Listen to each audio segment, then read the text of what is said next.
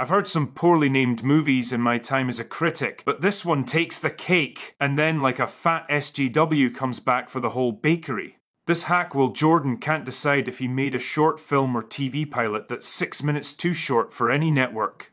The plot is thinner than an SJW's skin and sadly not even as entertaining as watching one cry about Trump becoming president. Basically, Drake and his friend with an unplaceable accent who doesn't know how to hold a cigarette and annoying girl boss are tasked with retrieving a CIA asset who has an annoying habit of crying about his unseen family. Please, you have to save my family. First sin of this movie is 37 seconds of logos from companies I've never heard of, and then there's reading. No, I don't like that. I assume the text was so you don't immediately stop watching because the actor playing Drake speaks like he's being introduced to words for the first time. Exactly. And what the fuck is up with his accent? He works for the CIA, but sounds like an American trying to do his best Ben Kingsley impression from Sexy Beast. I don't think he had enough time for Preparation.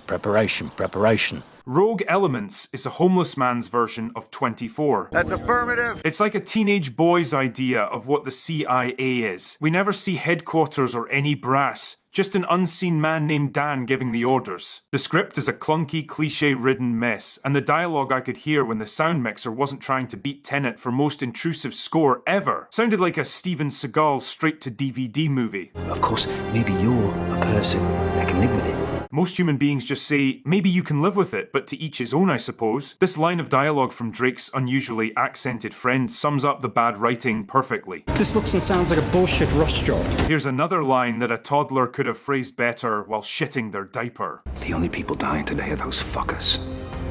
All of them. We're forced to watch a boring torture scene from every episode of 24 that lasts 3 minutes 25 seconds, and then the main three characters watch that same scene right after on a laptop, and that scene is near 6 minutes. It would have been better to only show the characters reacting to the torture scene, instead of wasting 3.5 minutes watching characters I know nothing about and don't care about die. True that. And then the writer could have used this time to tell us more about these pieces of cardboard he gave names to. Anyway, I'm only one devilishly handsome drunk, so let's check out some reviews. Not the critic reviews, of course, because nobody in their right mind gives a shit what those fucking shills have got to say about anything anymore. I'm talking about the audience reviews, which is the only semi-reliable barometer for quality these days, and oh.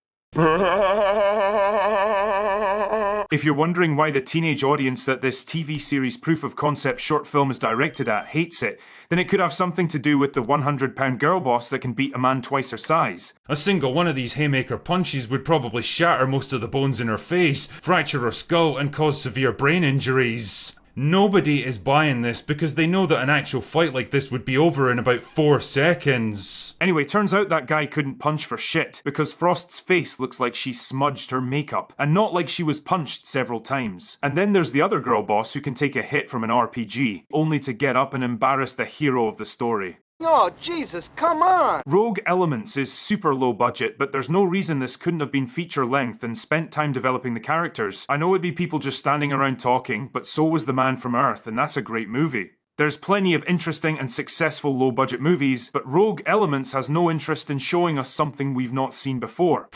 Facts are facts. With better character development and one juicy action scene to finish, this could have been something good. Not original or groundbreaking, but just good. Rogue Elements is sad and disappointing. It's like being served a half-eaten Happy Meal with no toy in the box. Boom! Roasted. The end of this movie could not come soon enough, and right when sweet relief appears to come, there's a scene after the credits, and what could be worse than that? Well, how about another list of credits, and then another fucking scene? Who does shit like that, man? There is good news at the actual end of the movie though, other than it being over. There's a list of backers who funded this piss-coloured piece of tripe, so I know who to direct my drunken rage toward for this dull, derivative, lazily written trope-filled trash. Anyway, that's all I've got for today. Go away now. Like the bloody video.